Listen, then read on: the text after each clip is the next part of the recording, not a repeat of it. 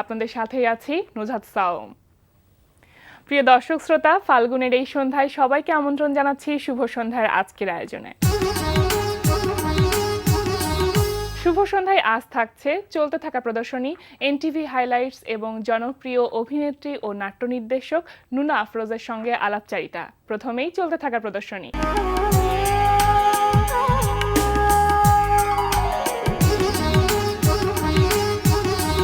শুরুতে জানিয়ে দিচ্ছি ঢাকার বিভিন্ন গ্যালারিতে চলতে থাকা প্রদর্শনীর সময়সূচি। ব্রিটিশ কাউন্সিলে অনুষ্ঠিত হচ্ছে London 1971 unsung heroes of the Bangladesh liberation war শিরোনামে আলোকচিত্র প্রদর্শনী। প্রদর্শনী চলবে 31 মার্চ পর্যন্ত। বাংলাদেশ শিল্পকলা একাডেমির জাতীয় চিত্রশালা মিলনায়তনে অনুষ্ঠিত হচ্ছে বঙ্গবন্ধু বাংলাদেশ শিরোনামে চিত্রকলা প্রদর্শনী।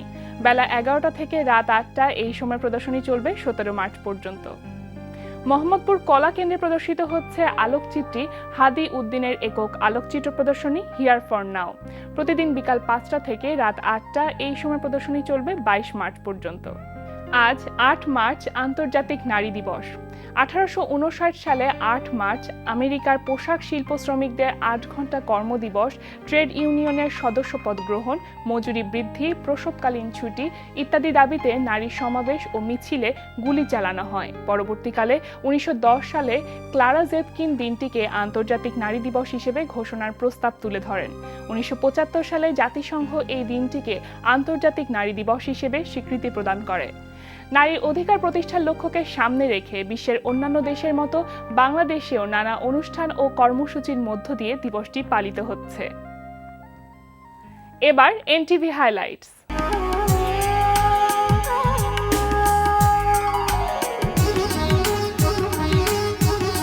এবার জেনে নিন কি কি থাকছে এনটিভির রাতের অনুষ্ঠান মালায়। সন্ধ্যা 6টা 45 মিনিটে থাকছে শিশুতোষ নাটক ম্যাজিক।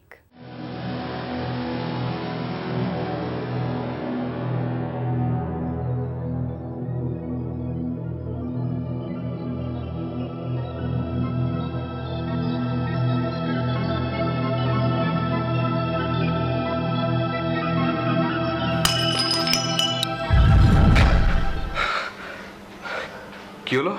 রাত 8টা 20 মিনিটে দেখবেন কাজী মোহাম্মদ মোস্তফার প্রযোজনায় রান্না বিষয়ক অনুষ্ঠান গ্লিটার রান্নাঘর। আজকে গিটার রান্নাঘর অনুষ্ঠানে দর্শকদের জন্য কি তৈরি করে দেখাবেন? যেহেতু এটা কক্সবাজার সমুদ্রের পার, সেহেতু আমি এখানে সামুদ্রিক ফুডের কিছু সি ফুড দিয়ে আমি একটা সালাদ করে দেখাবো। বাহ, সালাদ আসলে সি ফুড সালাদ। রাত 9টায় প্রচার হবে ওয়াহিদুল ইসলাম শুভ্রর প্রযোজনায় অনুষ্ঠান স্টাইলস অ্যান্ড ট্রেন্ডস।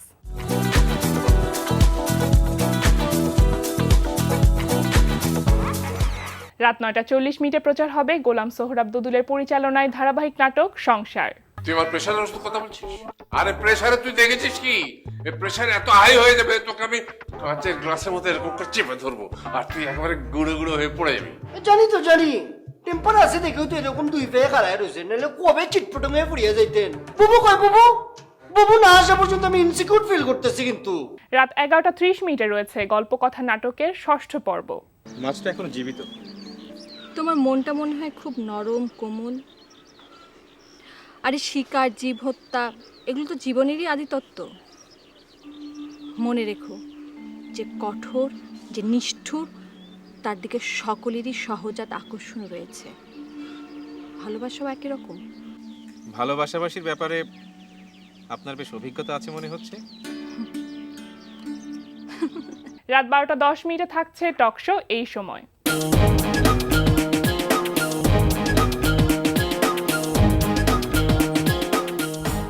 এই ছিল এনটিভি রাতের অনুষ্ঠানমালার সময়সূচি। এবার আলাপচারিতা।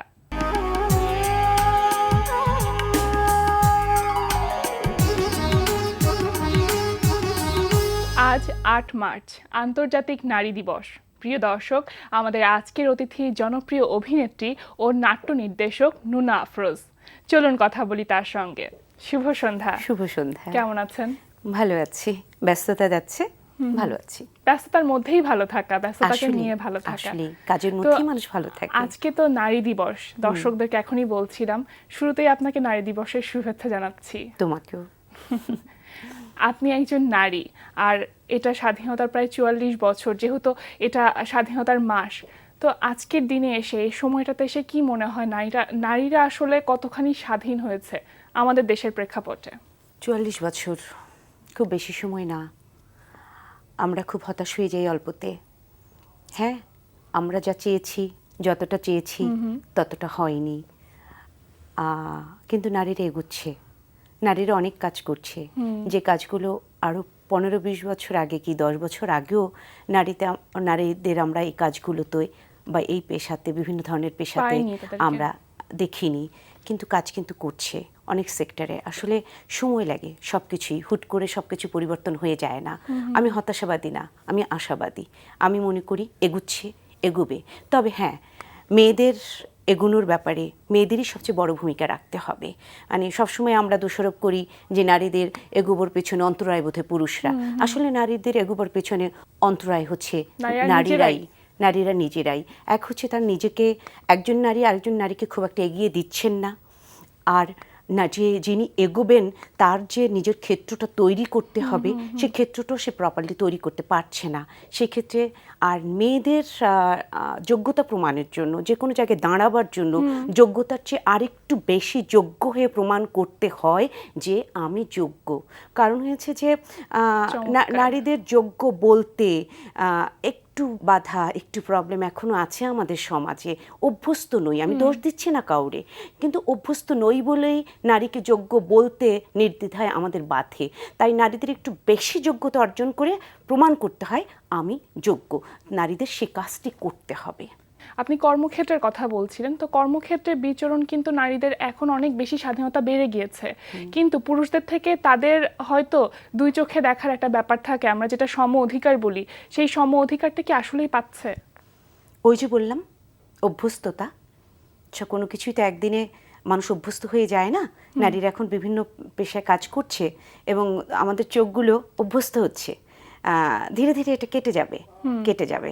আর সবচেয়ে বড় কথা হলো, যে জাতি সংস্কৃতিতে এবং শিক্ষায় যতটা এগিয়ে, ততটাই সেই জাতি তো ততটাই মানে উন্নত এবং উচ্চ শিখরে দাঁড়ায়। তো আসলে এখানে সংস্কৃতির এবং শিক্ষার এ দুটোর প্রচার খুব বেশি প্রয়োজন, যে সেটা হলেই মানুষের চোখ খুলবে, মানুষের অন্ধত্ব কাটবে। 8-10টা কর্মক্ষেত্রের মতন শিল্পাঙ্গনে নারীদের বিচরণটা আসলে কতখানি প্রসার হচ্ছে এই সময় এসে? অন্যান্য মাধ্যমে যেভাবে হচ্ছে, অন্যান্য সেক্টরে আমি বলবো যে শিল্পাঙ্গনেও মেয়েরা, আমরা গানে, নাটকে, কবিতায়, নাচে, আঁকায়, কোথায় মেয়েরা নেই? হ্যাঁ, সংখ্যায় দেখা যায় যে আমি তো আমার থিয়েটার দিয়েই বলবো যে হ্যাঁ, আমার দলে 40টি ছেলে থাকলে সেই তুলনায় হয়তো মেয়ে আছে 10টি বা 12টি। এই ভেদটা তো আসলে থাকবেই, এটা সমান সমান হতে সময় লাগবে আর কি। কথা প্রসঙ্গে কিন্তু আপনি দলের কথা বলে ফেললেন, প্রাঙ্গণে মোড়ের কথা।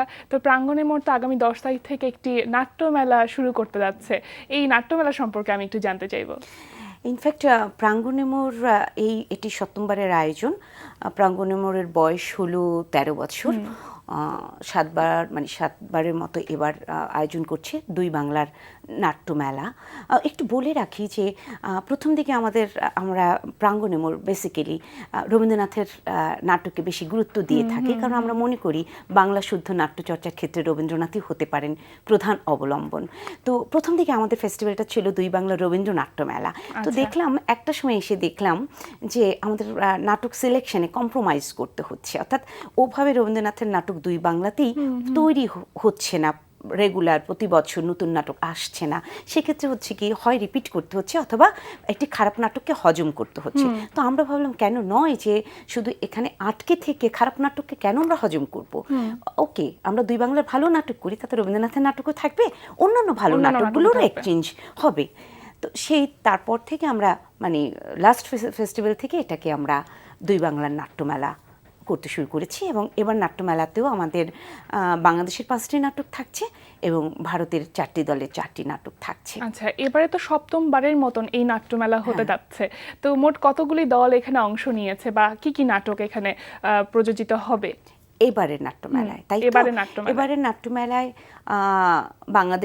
বাংলাদেশের দলগুলো থেকে 9 দিনের কথা বলে যাই, খুব শুনি, তাড়াতাড়ি। নাটকগুলি সম্পর্কে প্রথম দিন শুনি, আছে- দলগুলো সম্পর্কে প্রথম আমি দিন একটু আছে জানতে চাই। দেবেশ চট্টোপাধ্যায়ের সংস্কৃতি দলের কলকাতার ব্রেন নাটক, অত্যন্ত ভালো ডিরেক্টর। ওনার ডিরেকশনে আমি উইঙ্কেল টুইঙ্কেল, ওনার ডিরেকশনে আমি দেবী স্বপমস্তা দেখে আমি মুগ্ধ রীতিমতো। আচ্ছা। খুব ভালো ডিরেক্টর এবং ব্রেন নাটকটিও দর্শকের ভালো লাগবে আর কি। তারপরে 11 তারিখ আছে, ওটা আমাদের ওপেনিং ডেতে, এবং ওপেনিং ডেতে আমাদের 6টার সময় একটা উদ্বোধনও আছে, যে উদ্বোধন করবেন আমাদের মাননীয় সংস্কৃতি মন্ত্রী আসাদুজ্জামান নূর এবং ভারতীয় হাই কমিশনার হর্ষবর্ধন সিংলা। আর 11 তারিখে আছে আমার লেখা নির্দেশনায় আমি ও রবীন্দ্রনাথ, অর্থাৎ প্রাঙ্গণে মোড়ের নাটক এটি। 12 তারিখে আছে দিল্লির একটি নাটক, দিল্লি বলে ভয় পাবেন না, কারণ ওটি বাংলা নাটক। হ্যাঁ, বাংলা নাটক। তবে বিষয়টি এইরকম যে দিল্লির মতো জায়গায় যেখানে 12% বাঙালি, সেখানে থেকে বাংলা থিয়েটার চর্চা করা সত্যি খুব কঠিন, চ্যালেঞ্জিং। ওখানে এই স্ট্রাগলটা ভীষণ রকমের কঠিন। 13 তারিখ আছে গহর বাদশা মানসাপুরী, এটি নাগরিক নাট্যাঙ্গনের, এটি একটি মেয়ের নির্দেশনায়, হৃদি হকের নির্দেশনায়। নাটকটি ভীষণ ভালো রকমের একটি নাটক আর কি। 14 তারিখ আছে লোকনাট্য দলের খুব জনপ্রিয় এবং বহুল মঞ্চায়িত একটি নাটক কঞ্জুস। হ্যাঁ। 15 তারিখ আছে কলকাতারই চন্দন সেনের লেখা এবং নির্দেশনায় ওরা 8টি মেয়েকে নিয়ে একটি গল্প, ভিন্নধর্মী একটি গল্প। 16 তারিখ আছে মৎস্যকাম থিয়েটার আর্ট ইউনিটের। কেমন করে যেন মেয়েদের নির্দেশনা বেশি চলে এসেছে, রোকেয়া রফিকের বেবি লেখা এবং তার মেয়ে মাহিন একা ওর লেখা, এবং রোকেয়া রফিক বেবির নির্দেশনায় মৎস্যকাম। 16 তারিখ। 17 তারিখ আছে প্রণয় যমুনা, সুবচন নাট্য দলের সুদীপ চক্রবর্তীর নির্দেশনায় প্রণয় যমুনা। 18 তারিখ আছে নুরুল দিনের সারা জীবন। এখানে আমাকে একটু বলবার আছে, নুরুল দিনের সারা জীবন আমাদের দেশের নাট্যকার সৈয়দ শামসুল হকের নাটক, এবং আমরা বলতে আমি এবং অনন্থীরা 6-7 বছর যাবৎ চেষ্টা করছিলাম যে ওপার বাংলায় বাংলাদেশের ভালো নাট্যকারের নাটক হোক, বিশেষ করে সৈয়দ শামসুল হকের নাটক। কারণ আমাদের বিশ্বাস না, সবাই বিশ্বাস করবে, রবীন্দ্র পরবর্তী অন্যতম শ্রেষ্ঠ নাট্যকার সৈয়দ শামসুল হক। তার নাটক ওপার বাংলায় কেন হবে না? ওপার বাংলার অনেক নাট্যকারের নাটক আমরা এদেশে করছি। এটা 6-7 বছরের চেষ্টায় আমরা সফল হয়েছি, এবং কল্যাণী নাট্যচর্চা কেন্দ্র নুরুল দিনের সারা জীবন করছে এবং অসাধারণ করেছে। আমরা গিয়ে কলকাতায় গিয়ে নাটকটি দেখে এসেছি, এবং বাংলাদেশে যারা নুরুল দিনের সারা জীবন করেছিল, নাগরিক নাট্য সম্প্রদায়, আলী জাকের, আসাদুজ্জামান নূর, সারা জাকের, এরা করেছিলেন। এবং আমরা আমাদের শেষ দিনে এই নাটকের যে আগে তারা করেছিলেন প্রায় 42 জনকে আমরা একত্র করার চেষ্টা করব। আরেকটি বিষয় আছে, ওই দিনই ক্লোজিং ডেতে আমরা প্রাঙ্গণে মোড় থেকে একটি পদক ঘোষণা করছি। এটি প্রাঙ্গণে মোড় যুবরাজ পদক সেরা নাটক 2016, অর্থাৎ 2016 সেরা নাটক। এবং এবারই প্রথমবার মনে হয় কোনো নাটককে সম্মানিত করা হচ্ছে, নাটককে পদক দেওয়া হচ্ছে। হ্যাঁ, এই বিবেচনার বাইরে প্রাঙ্গণে মোড়, কারণ যেহেতু প্রাঙ্গণে মোড় পদকটা দিচ্ছে, প্রাঙ্গণে মোড়ের নাটকগুলো এর বিবেচনার মধ্যে পড়ছে না, বিকজ আমরা পদক দিচ্ছি, তো আমাদের নাটকটাকে এর বিবেচনার বাইরে রেখে দেন এটাকে সিলেক্ট করা। তো এই যে 9 দিনে 9টা দল 9টা নাটক মঞ্চস্থ করবে, আমি একটু জানতে চাইবো যে নাটকগুলি বা দলগুলি বাছাই প্রক্রিয়াটা কেমন ছিল? আমরা প্রাঙ্গণে মোড় এইরকম এক্সচেঞ্জে বিশ্বাস করি না যে তুমি আমার নাটক আনবে আমি তোমার নাটক নেব। আমাদের ফেস্টিভ্যাল দেখলে দেখা যাবে যে এবারও 4টি দলের মধ্যে 3টি দল বাংলাদেশে প্রথম আসছে, আমাদের ফেস্টিভ্যালে প্রথম আসছে এবং বাংলাদেশেও প্রথম আসছে। তাদের কোনো ফেস্টিভ্যালে আমরা এখন পর্যন্ত যাইনি, শুধু ভালো নাটকের বিবেচনায় তারা আসছে। আর আরেকটি নাটক যেটা কল্যাণী নাট্যচর্চা কেন্দ্রের কথা বললাম, যারা নুরুল দিনের সারা জীবন করবে, তাদের ফেস্টিভ্যালে আমরা গিয়েছি, তারা আমাদের ফেস্টিভ্যালে এসছে, এবং তারা যে কটি নাটক বাংলাদেশে গতবার যে নাটক করেছে সেটিও দুর্দান্ত নাটক। বাংলাদেশে সেই নাটকের পর বাংলাদেশে তাদের একটা জনপ্রিয়তা তৈরি হয়েছে, এবং আশা করি নুরুল দিনের সারা জীবন দিয়ে আরও জনপ্রিয় হবেন। তো আমরা সাধারণত আমরা নাটক দেখে সিলেক্ট করি যে আমাদের ফেস্টিভ্যালে কোন নাটক রাখবো। অনেক সময় 2-1টি নাটক দেখার সুযোগ হয়ে ওঠে না, ব্যাটে বলে হয় না, সেক্ষেত্রে আমরা খোঁজ খবর নিয়ে যাচাই বাছাই করে নাটক সিলেক্ট করে থাকি। আচ্ছা, তো প্রাঙ্গণে মোড়ে যে নাটকটি এবার মঞ্চস্থ হবে সেটি হচ্ছে আমি ও রবীন্দ্রনাথ, যেটা লেখা, নির্দেশনা আপনার এবং অভিনয় তো অবশ্যই আপনি করেছেন এখানে। নাটকটি সম্পর্কে একটু শুনবো। এটি বলতে পারেন যে নুনা আফরোজের ফ্যান্টাসি। আচ্ছা, কারণ হয়েছে যে এটি একটি ছোট্ট ঘটনা আছে একদম, মানে এই নাটকটি লেখার পেছনে আমি তো রেগুলার লিখিয়ে না, একটু লিখি আর কি, লিখবো এই ভাবনা থেকে লিখি না, হুট করে কোনো প্লট মাথায় এসে গেলে লিখি অনিয়মিত। তো আমি শিলাইদহতে গিয়েছিলাম 2014-তে রবীন্দ্রনাথের কুঠি বাড়ি দেখতে। তো যখন আমি গেছি পৌঁছে গেছি, বিকেল হয়েছে, বিকেল বৃষ্টি হচ্ছে প্রচণ্ড, মানে 5:30 বেজে গেছে, পৌঁছে গেছে। আমি যখন শিলাইদহ মানে কুঠিবাড়ির গেটে দাঁড়ালাম 5:45 বাজে, ওরা বলছে যে না এখন আর ঢোকা যাবে না, ভিজিটর্স অ্যালাউড না, এখন সব বেরিয়ে যাচ্ছে, কালকে আসতে হবে। আমার ভীষণ মন খারাপ হলো যে আমি কুঠিবাড়ির গেটে দাঁড়িয়ে আমি ঢুকতে পারবো না। ভীষণ রিকোয়েস্ট করলাম, ভাই আমি 15 মিনিটই থাকবো, আমি 15 মিনিটের মধ্যে বেরিয়ে যাবো, কারণ দেখতে তো 1-2 ঘন্টা লাগে, আমি কালকে এসে আমি আবার দেখবো, কিন্তু আমাকে একটু ঢুকতে দিন প্লিজ। তারপরে ওরা আমার উন্নয় বিনয় দেখে ঢুকতে দিল, ভীষণ সবাই বেরিয়ে গেছে, থমথমে কুঠিবাড়ি, বৃষ্টি, একটু আলো অন্ধকার। আমার সাথে আরও 2টো বন্ধু ছিল, আক্তার লিপি এবং মার্জিনা আহমেদ, এই 2জন ছিল। তো আমি খুব দৌড়ে দৌড়ে তাড়াতাড়ি যেন এক নিঃশ্বাসে সব দেখে ফেলবো আর এরকম একটি ব্যাপার। তো ওরা দেখছে এরকম নিচতলায় ছবি দেখছে, আমি দৌড়ে দোতলা সিঁড়ির সামনে চলে গেছি, গিয়ে হঠাৎ আমার ফিলিং হয়েছে রবীন্দ্রনাথ সিঁড়ির ওপরের সিঁড়িতে দাঁড়ানো। আমার এখনও গা ছমছম করছে। ওই মুহূর্তে আমার না একদম আমি জাস্ট মানে একদম দাঁড়িয়ে গেছি, আমি যেন ঠান্ডা হয়ে গেছি যে রবীন্দ্রনাথ উপরে দাঁড়ানো, এরকম একটি ফিলিং আমি মানে আমার ভিতরে অনুভূত হয়েছে। এবং ওই ফিলিংটাকে কেন্দ্র করে আমি একটি নাটক আমার মাথায় ঘুরপাক খাচ্ছিল এবং একটা নাটক লিখেছি। আমার নাটকে 5 বছর রবীন্দ্রনাথ আছে, 9 বছর, 21 বছর, 69 বছর, আর 80 বছর। আর আপনার চরিত্রটা? আর আমার চরিত্রটি একজন রবীন্দ্রনাথের গুণমুগ্ধ একজন পাঠক, ভক্ত, অনুরাগী।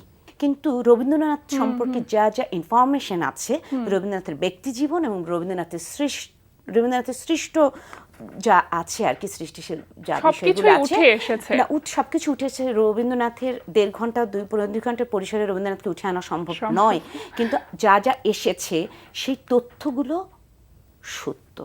অর্থাৎ যে কোনো পাঠক যদি দর্শক এই নাটকটি দেখতে যান, তাহলে রবীন্দ্রনাথ সম্পর্কে কিছু না কিছু অজানা তথ্য জেনে যাবে। শুধু তথ্যের ভারে ভারাক্রান্ত নয়, নাটকের ছলে নাটকীয়তার মধ্য দিয়ে পেয়ে যাবে। বাহ, এই মুগ্ধতা নিয়ে আজকে শেষ করতে চাই। অনেক ভালো লাগলো এমন একটি কৃষ্ণচূড়াকে আজকে আমাদের আয়োজনে পেয়ে। তো এই নাট্যমেলার জন্য অনেক অনেক শুভকামনা থাকলো। অনেক ভালো থাকবেন, অনেক ধন্যবাদ আমাদের আয়োজনে আসার জন্য। আপনিও ভালো থাকবেন। এনটিভির দর্শকদের বলছি, যারা বসে আছেন সেটের সামনে, থিয়েটার করি আমরা ভীষণ কষ্ট করে, পরিশ্রম করে, কোনো রকম আর্থিক বিনিময় ছাড়া, যেটা আপনাদের কাছে অর্থহীন মনেই হতে পারে, কিন্তু আমাদের ভালো লাগা আপনি দর্শক হয়ে আসবেন, আমাদের নাটক দেখবেন, কারণ আপনার চোখের কোণে একটু ভালো লাগার যে ঝিলিক আমরা দেখব, ওটি আমাদের পরবর্তী ভালো কাজের অনুপ্রেরণা। আমাদের ফেস্টিভ্যাল শুরু হচ্ছে দুই বাংলার নাট্যমেলা 10 মার্চ থেকে 18 মার্চ। প্রতিটি নাটক ভালো, আপনারা আসবেন। শিল্পকলা একাডেমি, সেগুনবাগিচা। ভালো থাকবেন। প্রিয় দর্শক, কথায় কথায় আমরাও চলে এসেছি অনুষ্ঠানের শেষ প্রান্তে। আমাদের সঙ্গে যোগাযোগের ঠিকানা প্রযোজক শুভ সন্ধ্যা, এনটিভি বিএসসি ভবন, 7ম তলা, 102 কাজী নজরুল ইসলাম অ্যাভিনিউ, কারণ বাজার, ঢাকা 1215। আমাদের ইমেল অ্যাড্রেস shubhosandha@ntvbd.com। প্রিয় দর্শক, এনটিভিতে সম্প্রচারিত সংবাদ ও অন্যান্য সকল অনুষ্ঠান দেখতে লগ ইন করুন www.ntvbd.com-এ। সবাই ভালো থাকুন, নিরাপদে থাকুন। শুভ সন্ধ্যা।